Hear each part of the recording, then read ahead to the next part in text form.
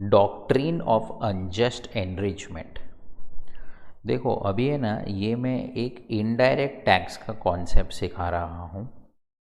Indirect taxes में ना, जब भी आप refunds, whether it is GST refund और whether it is customs refund, but जब भी आप रिफंड का चैप्टर पढ़ोगे ना, तो आपको ये बहुत सारी जगह पे ये टर्मिनोलॉजी यूज़ हुआ दिखाई देगा, doctrine of unjust enrichment.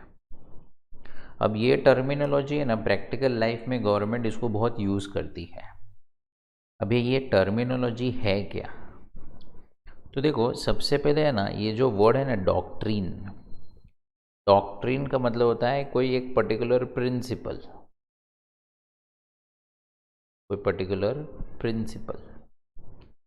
Unjust का मतलब होता है अनफेयर, अनजस्ट मतलब अनफेयर। और एनरिच का मतलब, तो वो तो सिंपल मीनिंग है, रिच हो जाना। मतलब अगर कोई अनफेयरली, अनफेयर मीन से इनडायरेक्ट टैक्स में रिच हो जाता है ना, रिच मतलब पैसे वाला हो जाता है, मतलब उसको कोई फ़ायदा हो जाता है, उसको जो बेनिफिट हो जाता है, बट वो अनफेयर मीन से होता है, अनजस्ट मीन से होता है, तब गवर्नमेंट ये प्रिंसिपल यूज़ करती है, वो है प्रिंसिपल ऑफ अनजस्ट एनरिचमेंट और डॉक्ट्रिन ऑफ अनजस्ट एनरिचमेंट। कोई सोचेगा सर थोड़ा इसको और डिटेल में एक्सप्लेन करो सर, अनफेयरली रिच हो जाता है का मतलब क्या होता है? ठीक है, मैं आपको एक दो एग्जांपल्स देता हूँ। देखो समझो, फॉर एग्जांपल एक बिजनेसमैन है, समझो मैं ही हूँ प्रतीक। अब मेरा है ना, प्रोफेशनल सर्विसेज से रिलेटेड एक जन के साथ एक अग्रीमेंट हुआ था, एक कॉन्ट्रैक्ट हुआ था। से फॉर एग्जांपल पूर्वी के साथ कॉन्ट्रैक्ट हुआ था, मिस पूर्वी के साथ, फॉर सम प्रोफेशनल फीस। अब है ना, मैंने पूर्वी को क्या बोला कि देखो अपना ये जो अग्रीमेंट हुआ है ना, उसके लिए आप क्या करो, मेरे को 1 लाख रुपीज़ का एडवांस दे दो। तो पूर्वी ने बोला हाँ नो प्रॉब्लम। तो पूर्वी ने ना मेरे को 1 लाख रुपीज़ का एडवांस दे दिया। अब मैंने क्या किया मालूम है, कि ये जो 1 लाख रुपीज़ का एडवांस लिया ना, तो मैं समझो जीएसटी के अंदर रजिस्टर्ड हूँ और ये कॉन्ट्रैक्ट सर्विस का है। तो सर्विस में तो जब हम एडवांस लेते हैं तो साथ साथ में हम लोग जीएसटी भी लेते हैं। तो मैंने क्या किया, पूर्वी से ना 1,18,000 रुपीज़ विथ जीएसटी कलेक्ट किया। अभी क्या हो गया मालूम है, कि because the agreement, because the contract was of service, ये जो पर्टिकुलर अग्रीमेंट है, ये जो पर्टिकुलर कॉन्ट्रैक्ट है, इसका जो टाइम ऑफ सप्लाई है, वो टाइम ऑफ सप्लाई क्या हो जाएगा, डेट ऑफ इनवॉइस और date of receipt whichever is earlier. तो अभी तक मैंने प्रतीक ने है ना सर्विसेज दी नहीं है, अभी तक तो सिर्फ एक अग्रीमेंट हुआ था, services were not actually given, this is only agreement stage, है ना। अभी तक तो सिर्फ डॉक्यूमेंट साइन किया पूर्वी ने और मैंने उनसे एडवांस ले लिया 1 lakh rupees plus 18,000 GST. But services के टाइम ऑफ सप्लाई में क्या लिखा है, कि डेट ऑफ इनवॉइस और date of receipt whichever is earlier. मतलब मेरे को तो ये जो 18,000 रुपीज़ का जीएसटी है वो गवर्नमेंट को पे कर देना पड़ेगा। तो मैंने तो गवर्नमेंट को 18,000 रुपीज़ का जीएसटी पे कर दिया, I have paid 18,000 rupees GST to the government. ठीक है, यहाँ तक तो सब एकदम सिंपल नॉर्मल एग्जाम्पल लग रहा है। अभी सुनना आगे। अभी क्या हो गया मालूम है, अभी है ना, for some reason, for some unavoidable reason, ये जो अग्रीमेंट था ना, अग्रीमेंट, वो कॉन्ट्रैक्ट था ना, कॉन्ट्रैक्ट, समझो फॉर एग्जांपल वो कॉन्ट्रैक्ट कैंसिल हो गया। मतलब मैंने पूर्वी से 18,000 रुपीज़ लिया और वो 18,000 रुपीज़ गवर्नमेंट को भी दे दिया, बट अब ये कॉन्ट्रैक्ट जो है ना, कॉन्ट्रैक्ट ये कैंसिल हो गया। अब मैं गवर्नमेंट को क्या बोलूँगा, कि सुनो गवर्नमेंट, ये जो है ना कॉन्ट्रैक्ट कैंसिल हो गया है, तो अब जो मैंने आपको 18,000 रुपीज़ दिया था ना, वो 18,000 रुपीज़ आप मेरे को फिर से रिफ़ंड दे दो, रिफ़ंड। तो मैं 18,000 रुपया गवर्नमेंट से रिफ़ंड मांगूंगा, I will ask for refund. अब जब मैं ना गवर्नमेंट से रिफ़ंड मांगने को जाऊंगा ना कि भाई मैंने तो ये सर्विस दी ही नहीं, ये तो कॉन्ट्रैक्ट ही कैंसिल हो गया है ना, जब कॉन्ट्रैक्ट ही कैंसिल हो गया तो ये तो 18,000 रुपया आपके पास जो मेरा पड़ा है वो मेरे को फिर से दे दो। अब यहाँ पे ना गवर्नमेंट मेरे से बहुत सारे सवाल जवाब करेगी। जब मैं गवर्नमेंट को ऐसा बोलने को जाऊँगा ना कि मुझे 18,000 का रिफ़ंड दे दो, तब मेरे को गवर्नमेंट सवाल जवाब करेगी और गवर्नमेंट पूछेगी, प्रतीक तू हमसे 18,000 रुपया मांग रहा है, ठीक है दे देंगे, लॉ के हिसाब से, लॉ के प्रोविजंस में लिखा होगा जो भी हम दे देंगे, लेकिन तू बता कि तूने ना ये जो पूर्वी के साथ कॉन्ट्रैक्ट कैंसिल किया था ना, क्या उसका पैसा तूने पूर्वी को फिर से लौटाया? क्या तूने पूर्वी को रिफ़ंड दिया? तो मैंने बोला हाँ, मैंने पूर्वी को रिफ़ंड दे दिया। गवर्नमेंट मेरे को क्या पूछेगी मालूम है? अच्छा रिफ़ंड दे दिया, कितना रिफ़ंड दिया? तो मैंने बोला मैंने 1 लाख रुपीज़ रिफ़ंड दे दिया। अब यहाँ पे ना डॉक्ट्रिन ऑफ अनजस्ट एनरिचमेंट आ जाएगा। देखो अभी समझने का कोशिश करना, हाँ इंटरेस्टिंग केस है। क्या हो गया, कॉन्ट्रैक्ट कैंसिल हो गया, मैंने ना पूर्वी से 1,18,000 रुपीज़ लिया था, लेकिन जब रिफ़ंड दिया ना रिफ़ंड, तो मैंने पूर्वी को क्या बोला कि जीएसटी का अमाउंट रिफ़ंड नहीं दे सकता हूँ, वो पैसा भूल जाओ, वो मैं नहीं दूंगा, मैं आपको सिर्फ 1 लाख रुपीज़ का रिफ़ंड दूंगा। मतलब मैं क्या कर रहा हूँ मालूम है, मैं दो जगह से ना 18,000 रुपया अपने पास रखने की बात कर रहा हूँ। मतलब ये जो 18,000 रुपया है जो मैंने पूर्वी को नहीं लौटाया, वो मैंने अपने पास रखा। क्या बोल के रखा कि वो तो 18,000 मैंने गवर्नमेंट को दे दिया, अब मैं क्या करूँ, अब पूर्वी मैं आपको 18,000 तो नहीं दे सकता हूँ, सॉरी भूल जाओ। मतलब मैं पूर्वी को ये बोल रहा हूँ कि मैंने गवर्नमेंट को दे के रखा है इसलिए मैं आपको लौटा नहीं सकता हूँ, लेकिन 18,000 रुपीज़ पूर्वी को नहीं लौटाया और फिर वही 18,000 रुपीज़ फिर से गवर्नमेंट से मांगने की कोशिश कर रहा हूँ। This is unjust, unfair enrichment. मतलब अनफेयर तरीके से because of the GST provision I am trying to become और I might become enrich, I might become a beneficiary. यहाँ पे ना गवर्नमेंट कॉन्सेप्ट लगाती है principle of unjust enrichment. This is one example. मतलब क्या, मतलब गवर्नमेंट क्या बोलती है कि हम लोग कभी भी है ना किसी को अनजस्टली एनरिच नहीं होने देंगे।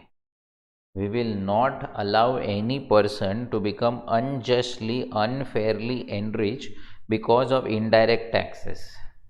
यार इनडायरेक्ट टैक्सेस आप कस्टमर से लेके हमको देते हो। अब कभी कभी ऐसा सिचुएशन आ जाता है कि कस्टमर के साथ कॉन्ट्रैक्ट कैंसिल हो जाता है, अग्रीमेंट कैंसिल हो जाता है, तो आपको फिर जब रिफ़ंड देना है तो कस्टमर को आप 1 लाख भी रिफ़ंड करो और 18,000 भी रिफ़ंड करो, आप पूरा कस्टमर को दे दो और फिर हमसे 18,000 मांगो तो चलो समझ सकते हैं। बट आपने कस्टमर को 18,000 रिफंड नहीं दिया, आपने कस्टमर का 18,000 अपने पास ही रखा और फिर हमको बोलते हो कि आके 18,000 दे दो। मतलब ये तो फिर आप अनजस्टली एनरिच हो जाओगे।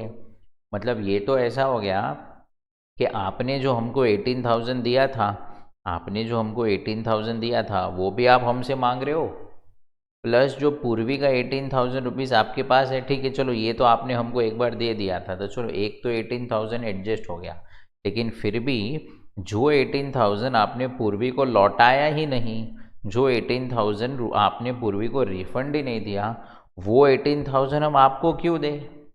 अच्छा समझो ऐसा हो जाता कि मैं ना पूर्वी को पूरा 1,18,000 दे देता, मैं पूर्वी को पूरा 1,18,000 दे देता और फिर गवर्नमेंट को बोलता गवर्नमेंट कॉन्ट्रैक्ट कैंसिल हो गया है तो अभी तो आप मेरे को 18,000 दे दो, तो ये जस्टिफाएबल है।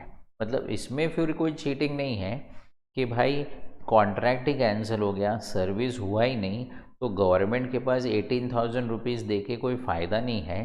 तो मैंने पूर्वी को 18,000 दे दिया और मैंने गवर्नमेंट से ले लिया, मतलब रिवर्स साइकिल कर दिया।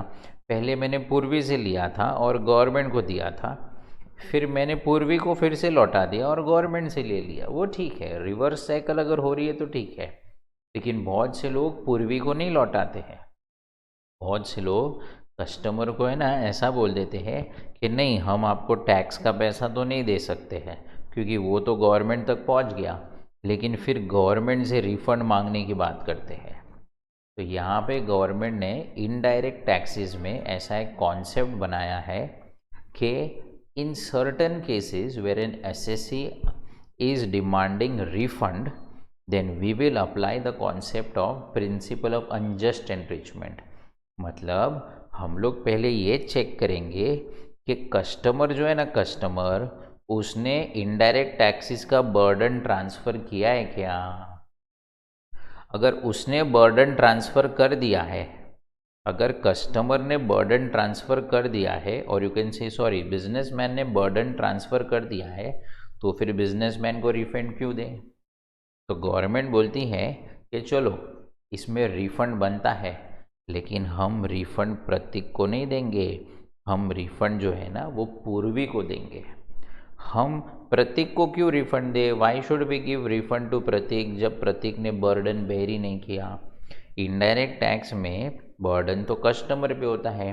पूर्वी का 18,000 रुपया था, तो 18,000 रुपया पूर्वी को मिलना चाहिए। लेकिन फिर प्रैक्टिकल लाइफ में क्या होता है कि पूर्वी जैसे ही समझो फॉर एग्जांपल कस्टमर्स रहते हैं, वो लोग ये 18,000 रुपये का रिफ़ंड गवर्नमेंट के पास मांगने को जाते नहीं है प्रैक्टिकली।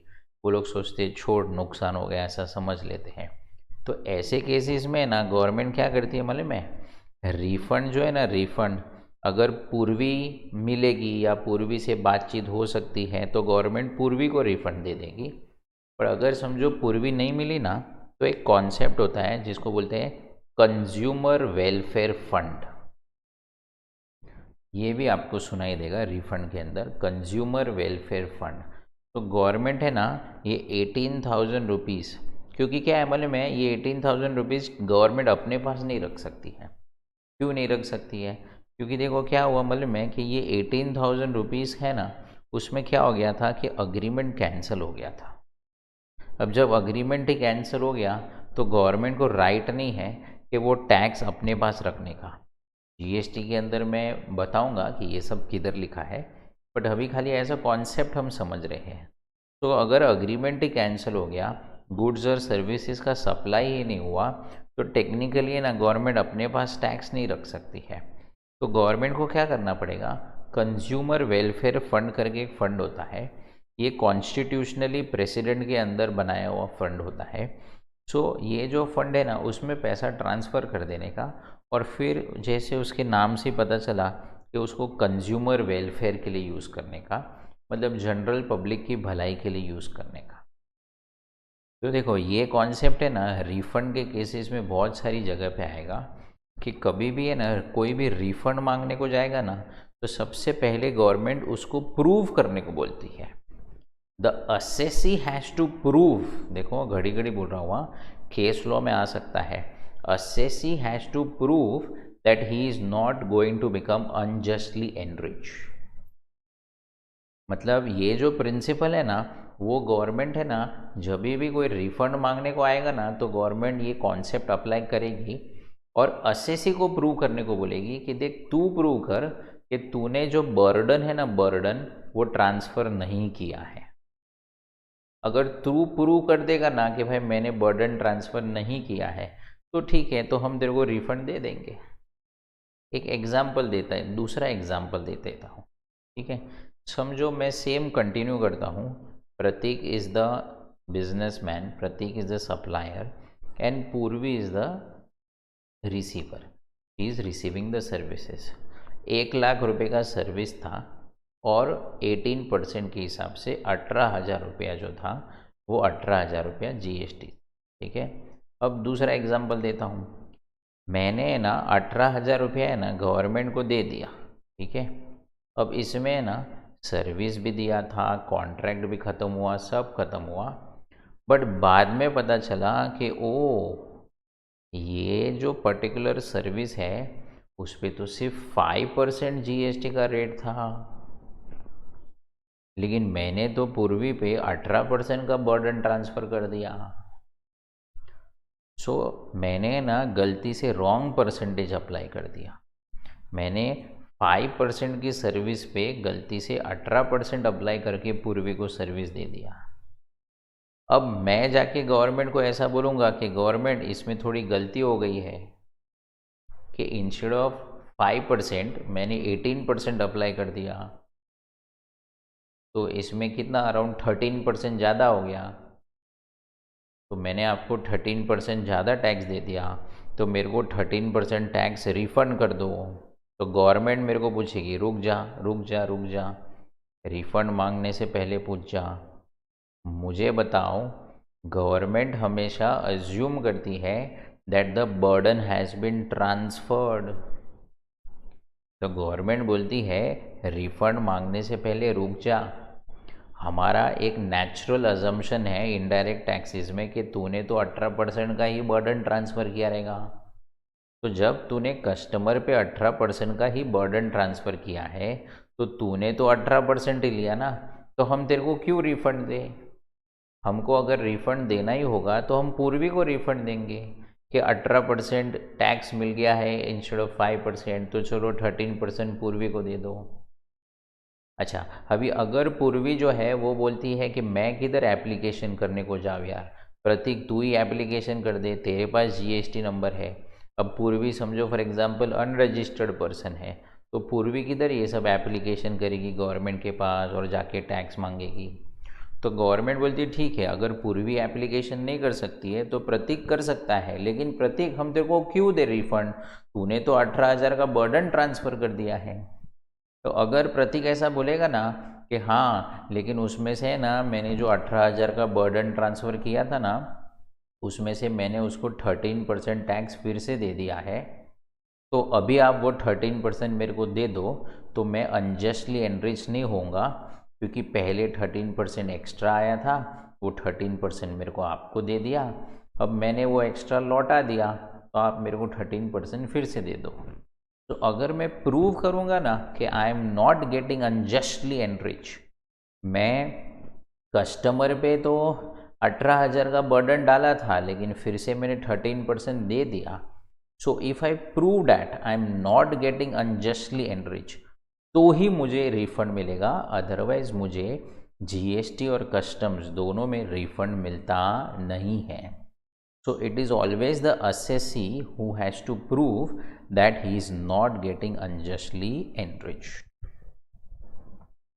फिर है ना कभी कभी ऐसा हो जाता है कोई कोई केसेस में कि गवर्नमेंट है ना अनजस्ट एनरिचमेंट का जो अपना कॉन्सेप्ट है ना वो एक बार के लिए भूल जाती है, मतलब गवर्नमेंट इग्नोर कर देती है उस कंसेप्ट को और ऐसे ही रिफंड दे देती है। मैं आपको एक एग्जांपल देता हूँ।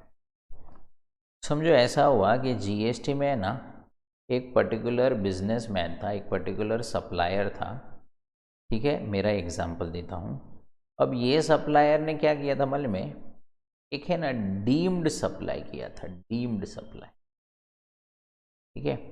अब वो डीम्ड सप्लाई मतलब कौन सा वाला मालूम है, जिसमें कंसिडरेशन होता ही नहीं है, जिसमें कंसिडरेशन नहीं था, लेकिन वो जो 4 केसेस है ना कि even if there is no consideration GST will be payable, तो समझो डीम्ड सप्लाई वाला कॉन्सेप्ट था और उसमें ना समझो 18% जीएसटी मैंने गवर्नमेंट को अपने पॉकेट से पे किया, ठीक है, 18% जीएसटी मैंने गवर्नमेंट को अपने पॉकेट से पे किया, क्योंकि डीम्ड सप्लाई में तो कंसिडरेशन नहीं होगा, तो हम सामने वाली पार्टी से तो लेंगे नहीं, सामने वाली पार्टी से तो ना कंसिडरेशन ले रहे और ना टैक्स लेंगे, कुछ भी नहीं लेंगे।